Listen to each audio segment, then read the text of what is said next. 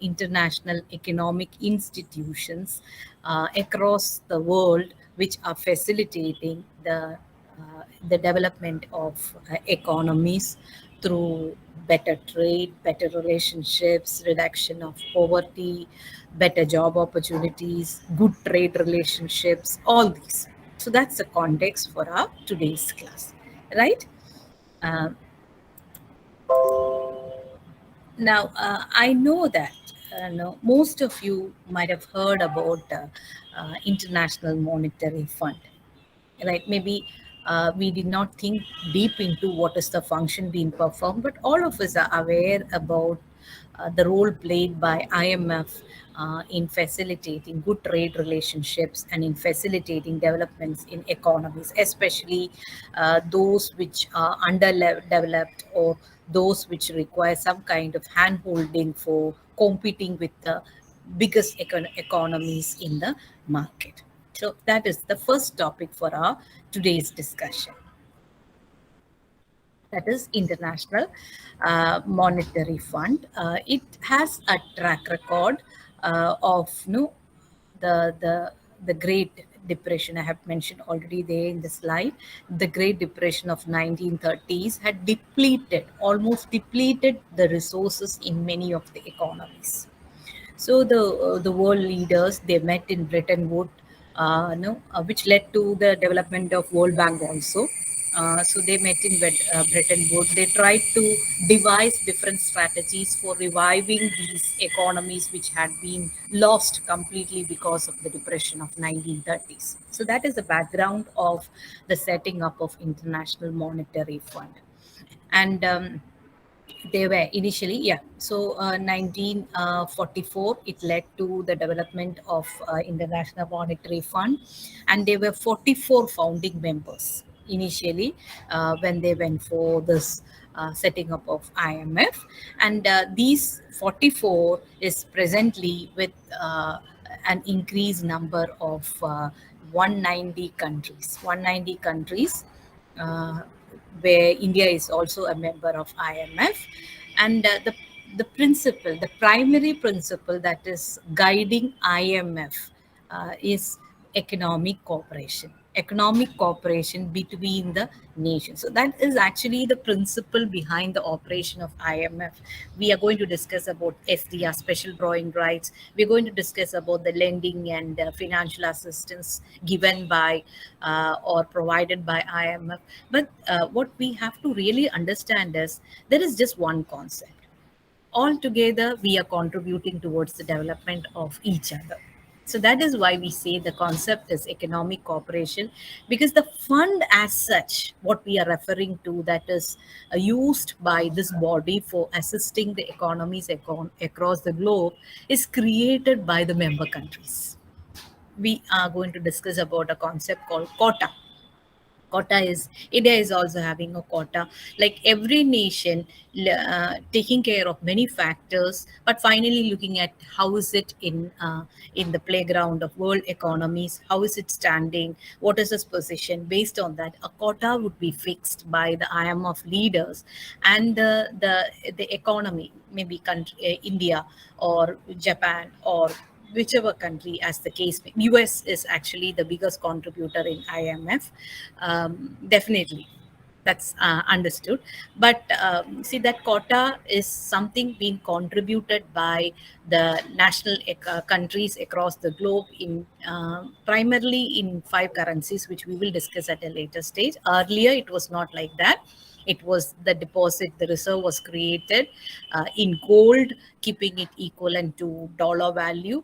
But by the collapse of the world economies, no, in between, the system was changed into a basket of currencies. Now we have a basket of currencies in which the reserve is maintained by IMF. So actually, this fund is not something which belonged to the IMF as an organization.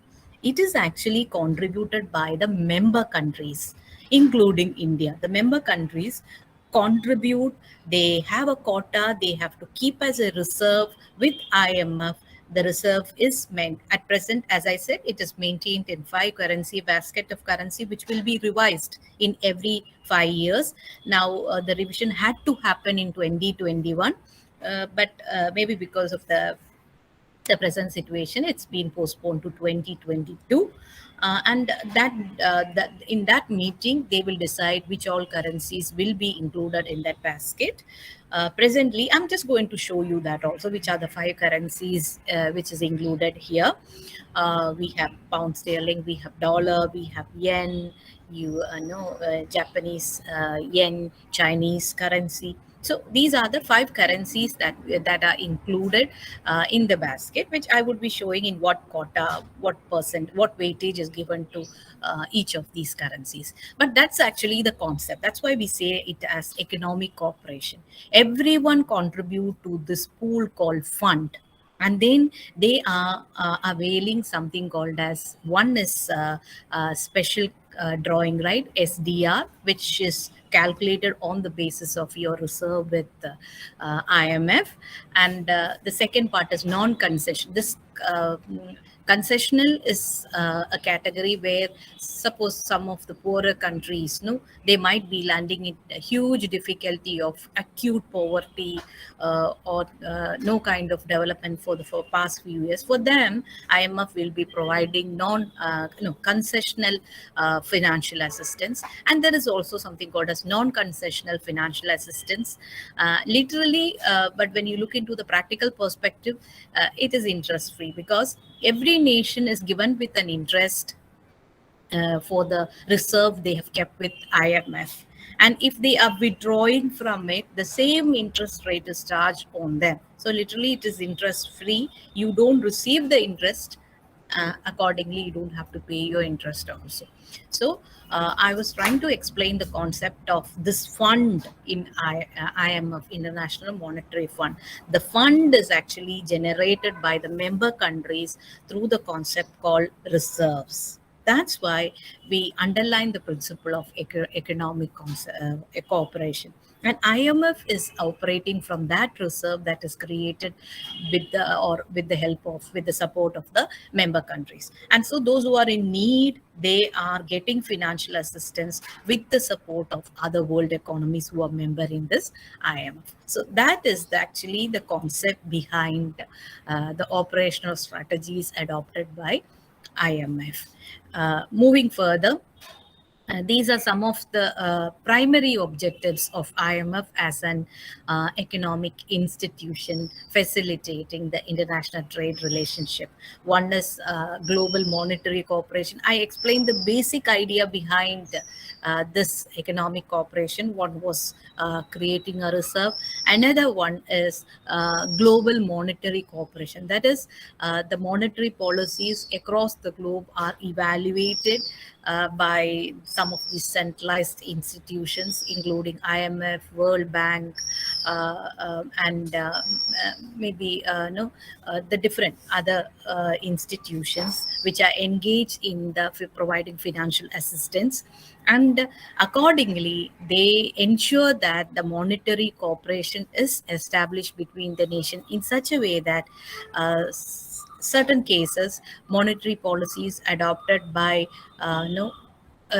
nearby nations or economies can have a negative or positive impact on the other economies. So all these factors are being considered, and IMF tries to interfere in matters where there requires some kind of rectifications or corrections regarding the monetary aspects, monetary policies of different countries. Overall, they facilitate in the development of all these economies in such a way that one is not having maybe some kind of negative impact on the other economy. The monetary policy of one is not negatively affecting the development of other economies. So that is the underlying principle behind that. Then, of course, financial security.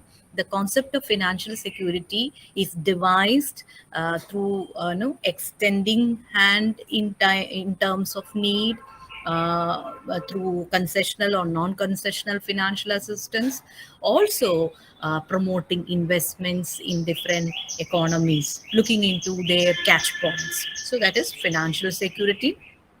Facilitating foreign trade is another objective. When you try to, later you will understand how they are trying to develop these employment opportunities. When you are boosting the economies by providing financial assistance through their development, for the industrial sector, for the private sector, all these will automatically create more employment opportunities and thereby to economic growth and then to reduction of poverty. It's like a cycle. It's like a cycle which is easy to understand. If there is more money coming into the market, automatically the economy would be prospering through the development of different sectors. That is leading to the economic growth and finally to the reduction of poverty. So these are the primary objectives of International Monetary Fund. And this is an area which I said I will no, just explain and try to understand how they are helping in the management, in the financial security management or safety management in an economy. See, basically the concept is, even though, see, the IMF does not directly interfere into the financial or fiscal aspects of any nation. There is no direct intervention, but indirectly, every nation, every member countries will be having some kind of implication based on the policies formulated by IMF. So, in such a way that it is contributing towards the development of all member countries. Right. So that is why they specifically, if you look into the operations of IMF, we can find that one specific area is with respect to public finance. Public finance is those connected with government expenditures. So IMF, as a body, has a definite direction towards the government spending. They actually go with a lot of studies, research in different areas concerning the member countries, and at times they come up with different policies that will be regulating the type of government expenditure in the countries. So that is why one catch or one key area with respect to the role played by IMF, especially with respect to those developing or emerging or underdeveloping countries, assistance with respect to the kind of public expenditures or public financing mode which they have to adopt for the prosperity of their economy, which will be related to the type of tax policy. But we have to really understand here is IMF is not going to suggest or is not going to formulate the framework of tax policy, but there will be or there is direct policies which will be related to how the member countries should go with tax policy, the other internal and external tax administration, the government expenditure for the development of infrastructure like roads, the building, the development of rural. See, development of rural area was one of the focus area for IMF for the last 2 decades. IMF wanted the member countries to concentrate more into protecting and also ensuring the development of rural economy along with urbanization. So they actually were trying to focus on the policies that were related to sustainable development of an economy by bridging the gap between the rural and urban population.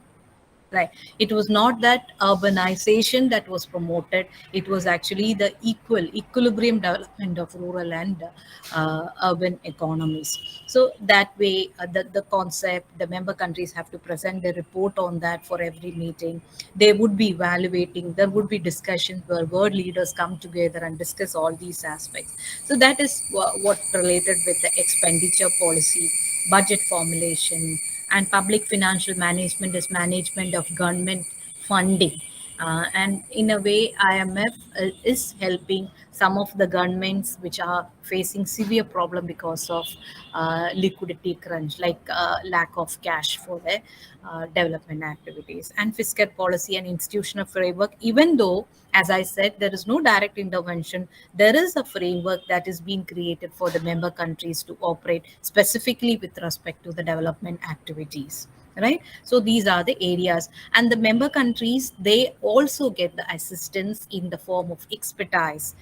There is a team who would be looking into the different aspects, especially if you look into some of the recent works which has been done by IMF, we can find that they have been totally involved in the development of African nations, the nations where the GDP rate was very low, the poverty rate was very high. Those nations, there are definite actions being taken in this direction with the support of IMF.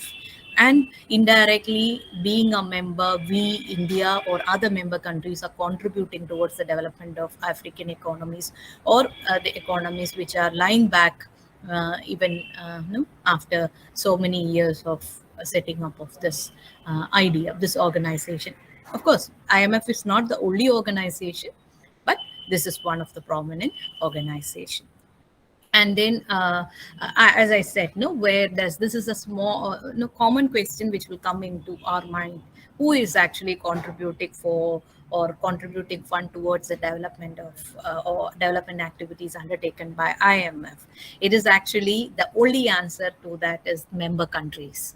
Member countries are actually contributing to the fund requirement of IMF for contributing to the development of world economies through the concept called quotas. Right? If you visit IMF site, you can see all the 190 countries and the quota and the special drawing right, right? So this is actually the corpus fund being created by IMF through this system, and currently we can have no, the IMF current resources special drawing right of 973 billion, which is actually the lending capacities is limited to 707 billion. Then you might ask me why this difference, why they have a total corpus fund of 973 billion, and why is that they are lending only for 707. The rest, that balance is actually a cushion, a bridging, a contingency reserve for them to meet the uncertain conditions or uncertainties like what we are having in the present condition. So even any country can come up and take up a loan on a concessional rate. It's actually withdrawing from their own reserves. But what we have to understand here is every nation may not be having a requirement for fund. So definitely those who are having will be getting it from in two grounds. One can be concessional, which is interest free loan that is given in addition to the concessional loans that can be possible by these countries, just to ensure that these countries, these economies are able to perform in the world market. So this is actually the corpus fund that is contributed by the member countries. And then the next question is, okay, if you have fund with you, how are you going with your lending aspects, right? As I said, no, international reserves, which is being created with gold holdings or foreign exchange assets in US dollars and pound sterling. That again, world nations can create a reserve with IMF, and they will be paid with interest, which is calculated on a daily basis on the market trends. Then the other one, that is the lending from the reserve with IMF. That is one way of lending. So, of course, the first one is special drawing right, SDR, that we are going to discuss it separately. But apart from that, there is reserve that has been created with the support of world economies. Then flexible credit line is actually uh, something which is extended to the nations at times of crisis. Suppose if some of the economies are facing severe crisis, those economies can have or can avail the flexible credit line for meeting their uh, unexpected, or as you say, no, as a mitigation strategy. Then they also have the reserve that is being created in line with the national requirements, like as I said, no, the quota requirement, which is under the category of SDR. So what we are going to discuss next is about XDR. So in nutshell, lending will come from reserve, will come in the form of course, everything is coming up from the quota or reserve, but it can also come in the form of flexible credit line. Generally, that is given at non-concessional line without any interest for those having high or facing high crisis because of some kind of calamity in the economy, maybe a drought or flood or volcanic eruption. All these can be the natural calamities, or financial crisis can be the crashing of financial market because of some issue in the financial market. All these can be the reason behind that. No, the eligibility to receive the flexible credit line. Now, the next concept which comes along with lending is financial liquidity. See, when somebody talks about international liquidity, they are talking about international financial assistance. That's why we say that if you have enough reserve within the world organizations, the international liquidity is supposed to be high. But if your reserves have gone down, see, suppose if some of the nations are not able to meet their quota requirement because of the crisis in the economy, automatically the fund available with I'm just talking about the example of IMF. IMF will come down. The fund availability with IMF, if it comes down, that is an indication of reduction in the international liquidity concept. And of course, the reserve, as I said, no, which is created out of the basket of currencies or gold, or as we say, special drawing rights. That's actually the international liquidity concept when we talk from the perspective of IMF. And another thing which we need to understand is this is actually required, this kind of international liquidity is actually a basic requirement for going with uh, better international trade, because at times you will have financial deficit, and in order to meet the financial deficit, what you require is liquidity, that is your ability to meet your deficit with the fund. And this fund, where can these international institutions get these funds or fund the requirements? It's only from the reserves. So that's why we say that bulging of reserve is a mandatory requirement for ensuring liquidity in the international market. So now comes the star of our discussion, which is related with IMF. In order to reach to this level, I was just giving you an introduction to how IMF, how did they go with the creation of fund. We said the creation of fund is actually contributed by the member countries through the concept of quota. And we also said that IMF is having two types of financial assistance to the nations, to the member countries, which is in the form of concessional and non-concessional. In case of concessional, it comes as interest-free, and in case of non-concessional, broadly it comes from withdrawal, or you take a loan from your own corpus that is created with IMF, right? And we also said about the type of financial assistance, which can be from the reserve, which can be from the special drawing rights, which is given to the nation, which is helping them to meet their temporary fiscal deficit or financial deficit, or in case of crisis management, all these. But all these are the background of IMF and its functioning. But the primary catch of IMF's functioning is about SDR, special drawing rights. It is the reserve asset, international reserve asset, created by IMF in 1969 uh, to supplement its member countries' official reserve.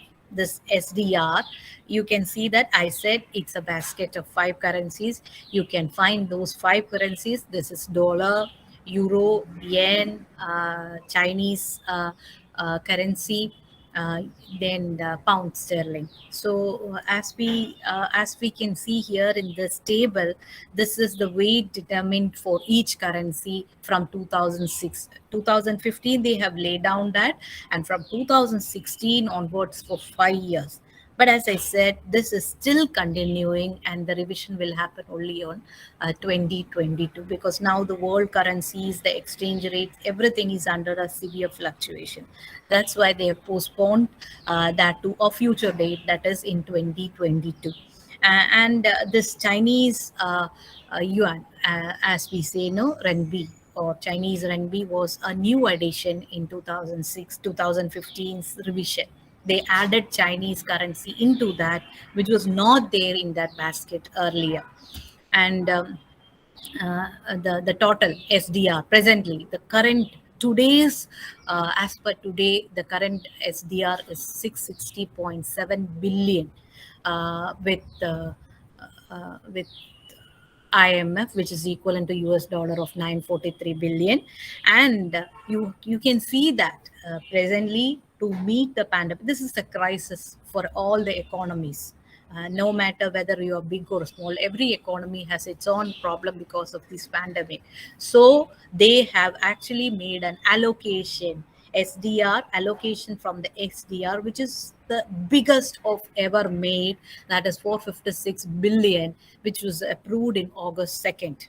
Recently, they have been with an approval after a lot of discussions with the world leaders, sanctioning that for helping the economies to revive themselves from this pandemic, from the problems or from the negative impacts being created. Some of the economies, they are performing very badly because of the hit or impact of this pandemic. So, in order to help them based on the severity, this fund has been allocated exclusively for the mitigation strategies that is related with this pandemic. So, that's the latest from them. IMF went with, so we can understand how far they are reaching to help the world economies together. Now, what you have to understand here is, here there is nothing that is affecting the kind of trade relationships, the kind of political relationships you're having. The IMF as a body is controlling the entire aspect of this development process. You can see that this reserve, in fact, is created by even countries that do not have good political relationships. So that is the power of this international institution in helping the development of world economies. So that's with SDR, and SDR is nothing but special drawing rights. And as you can see that the value, the fluctuation in the for foreign exchange fluctuation in any of these currencies literally is going to affect the value of SDR. So that is why they've chosen the currency which is of high demanding, which is of high demand in the economy in the current scenario, which has a powerful control in the international trade. That's why they went with selection of these five currencies. And ultimately, what you have to understand here is, any definite change in any of these currencies will affect the value of SDR.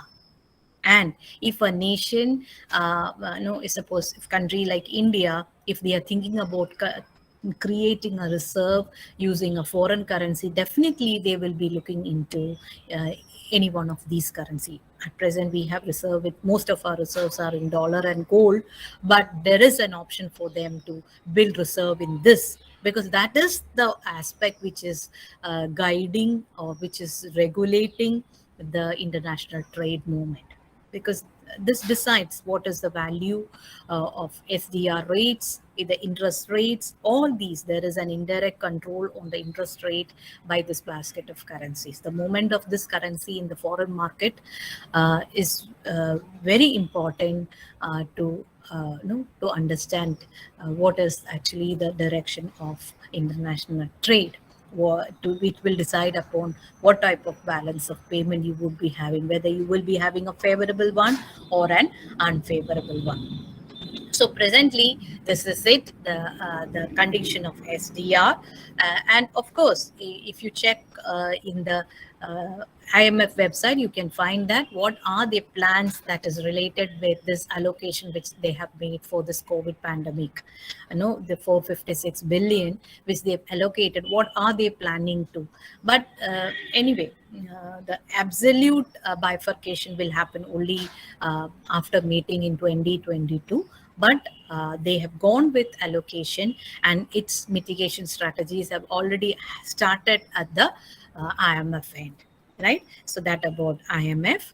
And then we are going with the next institution, international institution, that is helping in developing international trade as well as helping in economic integration. That's World Bank. We know it. World Bank is actually an association of five organizations: IBRD, International Bank for Reconstruction and Development, then International IDA, International Development Association. Broadly, these two constitute World Bank. When we look from the financing angle, these two are the one which been set up in 1944 under Bretton Woods. They contribute to the banking function. But apart from that, there are three more institutions, organizational setup, that is part of World Bank, that helps in economic integration. That is international IFC, International Finance Corporation, Multinational Investment Guarantee Agency. Another one is the dispute settlement, that is International Center for Settlement of Investment Disputes. Investment disputes is which is related with international investments, and both in private sector and government sector, and the financing aspect. So these are the five organizations that are part of World Bank, which is helping in regulating the economic integration in an international scenario. And IBRD as the primary banking function, International Bank for Reconstruction and Development, lends to bank lends to governments, especially to middle and low income countries. Low income countries, of course, the banking principles will be checked. They will be looking up, because this is a fund which needs to be repaid by these nations. It's not a financial assistance. It's actually a loan that is given to these organizations, these countries in times of need. So definitely, IBRD also will be looking at the credit score of these countries while lending or while performing the lending function. So IBRD is one. Along with that, we have International Development Association. Here, it is little more focused towards the development of poor countries, or those countries where the economies are very weak. So that's why generally the type of loan or financial assistance that will be given is interest free, but they will have to go with repayment after some time. But looking into, we normally make fun of, why don't you take a loan from the World Bank and all, because the repayment is so long for. And if you want to insist, or if you want to ensure the development of a country, it will take a long time, right? That's why a long repayment schedule will be given to these countries. But IDA, International Development Association, is looking into which are the needy countries, and they will identify these countries and provide the financial assistance, primarily to eradicate poverty.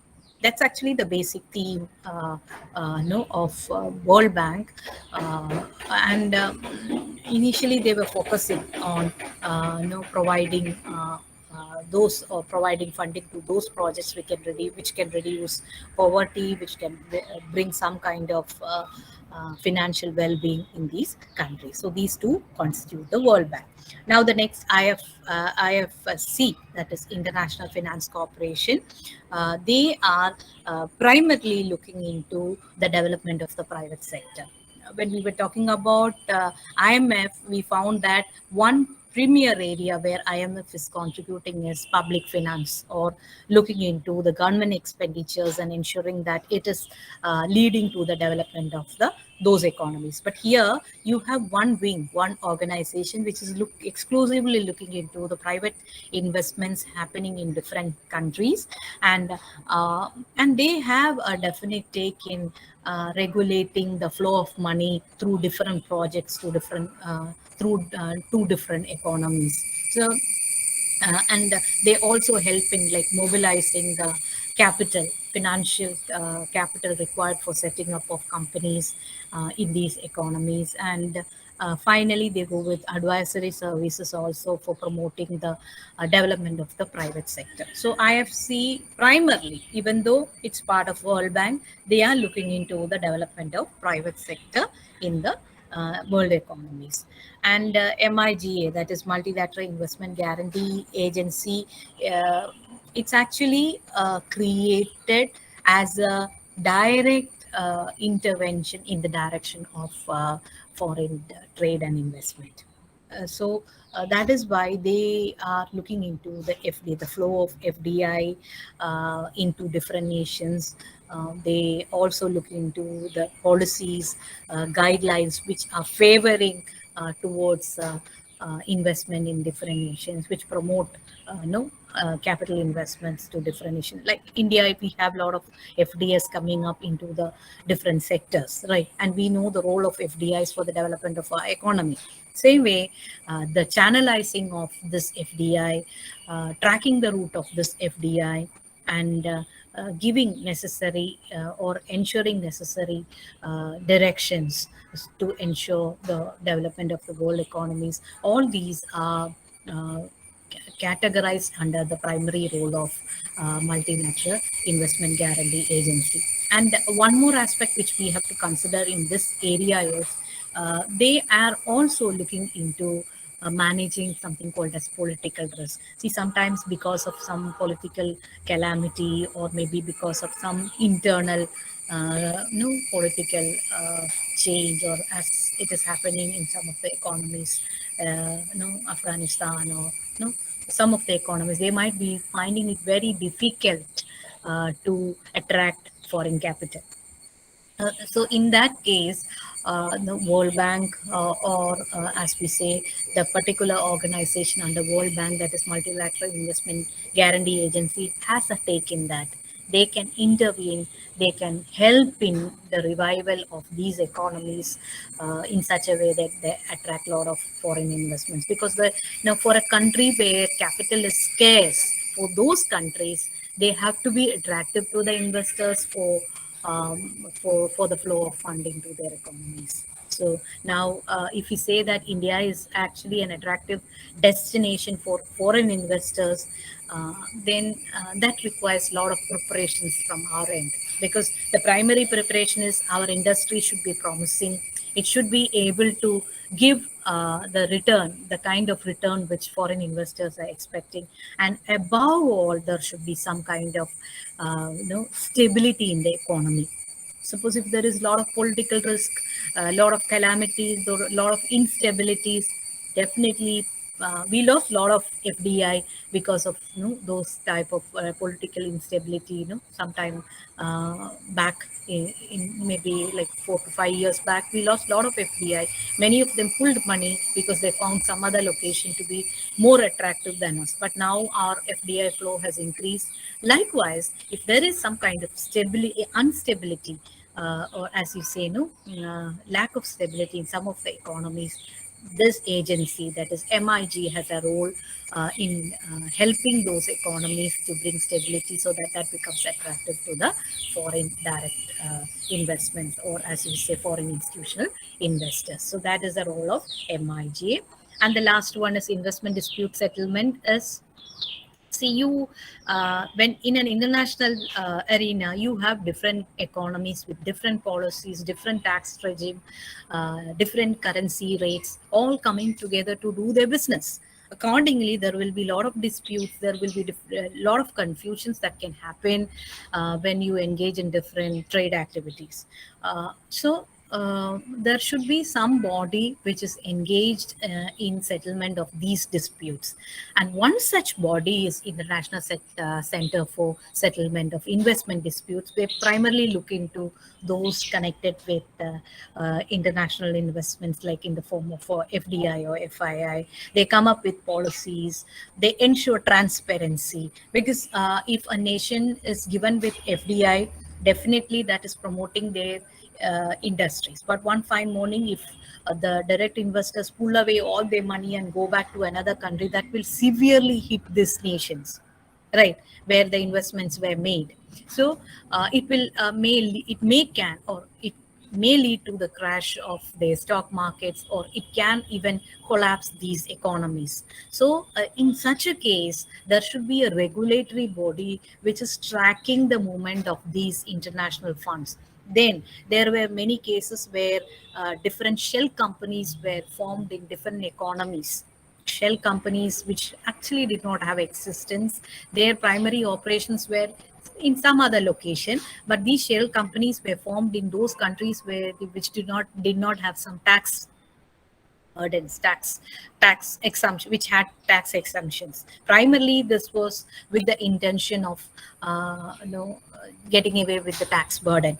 But legally, when you look from the perspective of doing business, there are certain aspects that need to be addressed in case of shell companies. All these aspects were brought under the purview of ICSID, and any dispute that is related with the movement of fund between the nations had some kind of intervention from the part of Center for Settlement of Investment Disputes if it had led to some kind of conflict between the participant economies. So this is actually the role played by ICSID. So as I said, World Bank is a group of 5 institutions, 5 organizations, in fact. Together, they are looking into the development of international market, or as we say, looking for the economic development of the global economy. So that is it. And the last one which we would be discussing in our today's class is Asian Development Bank. Mm, yeah, one more is there, that is just a part of it. Asian Development Bank, again, the problem when we look into the global economy, the problems that are faced by a developed economy, by an emerging economy, can be different. Right, because in developing economies, maybe they are new to the some of the areas, especially with respect to R&D or technological advancements, and the kind of hand holding, the kind of support they require, much might be little more higher than what is required in case of a developed economy. So again, South Asian economies, most of them were into the category of developing economies, emerging economies. They were promising, but still they need a lot of support for them, for the development, for making them into a developed category. So accordingly, in 1960, this need, specifically this need catering to the demand that is coming up from the Asian economies, Asian Development Bank was, the idea was conceived in 1960, and later world leaders came together, discussed, and finally it came up in Manila in 1966 with 31 members. And again, here we are a member of initially it came up with 31 members, now it is 68 members.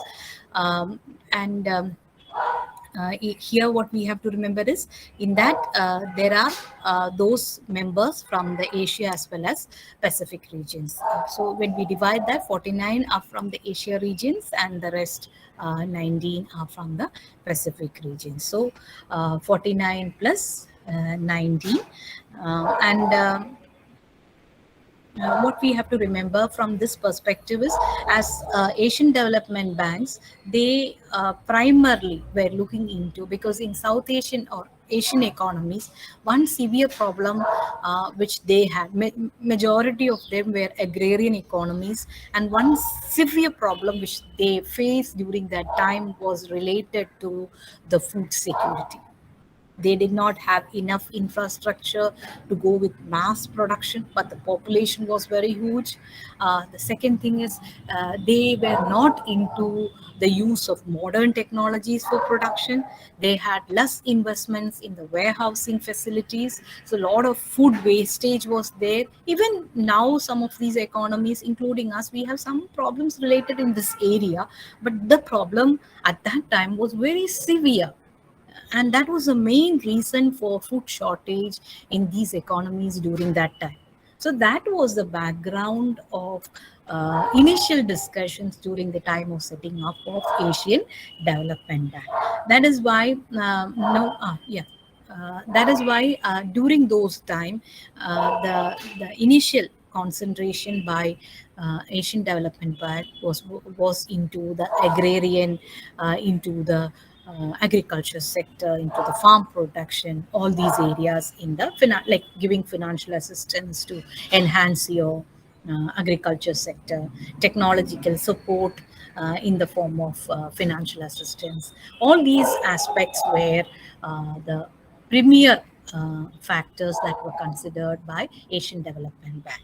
Okay, so that about yeah, India came into the membership in 1966, so that you can understand that India is a founding member in Asian Development Bank, right?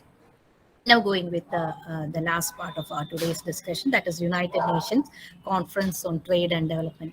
Uh, Here, what we really have to remember here is um, this is something that is little different from the organizations, the financial organizations which we had been discussing till now. We discussed about IMF, we discussed about World Bank, we also discussed about Asian Development Bank. But the concept here is little different. The concept here is basically, you have a group of institutions which we discussed together with United Nations Conference on Trade and Development is contributing towards the prosperity for all. That's the logo for them, prosperity for all. There is no concept of like member countries or such focused kind of development. But here you have 195 countries as the member, the basic members in United Nations Conference of Trade and Development. But your development is not limited, or your development plans are not limited to this 195 member countries. They are part of your development process. They are contributing to your development process. They are active players in your development process. But along with that, you are looking into the other nations across the globe who are not members. And the other four major institutional stakeholders are the one which we had discussed, that is World Bank, then IMF, and you have the WTO, World Trade Organization, which we have not discussed, then United Nations Development Program. So these are the four organizations that are joining hands with the United Nations Conference on Trade and Development to ensure sustainable development of nations. So when we look from the perspective of financing for development, when you take the case of India, the requirement of India as a nation will be different from maybe, as you say, Zimbabwe as a nation, or maybe some of the country with acute poverty, or maybe acute food shortage. The need for them can be totally different from what is our requirement in the present stage. So that is why here the focus is, it's not a uniform policy for all. It's not like that. They take up, in fact, if you visit their website, you can find that how they have helped in the revival of different economies. Recent stories they have put here is the revival of Ireland, economy of Ireland, that was in 2018. They've explained clearly well how they went with the revival of these economies.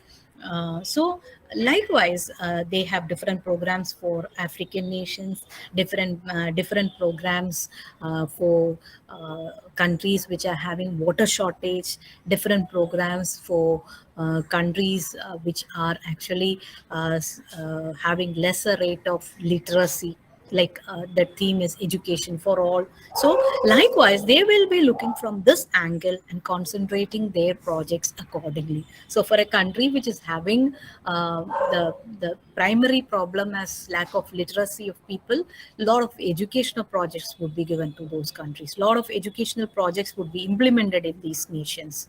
And for a country which is suffering because of lack of financial stability, a lot of assistance in the form of investments, consultancy, advisory services, helping in implementation of monetary policies, all those aspects will be done.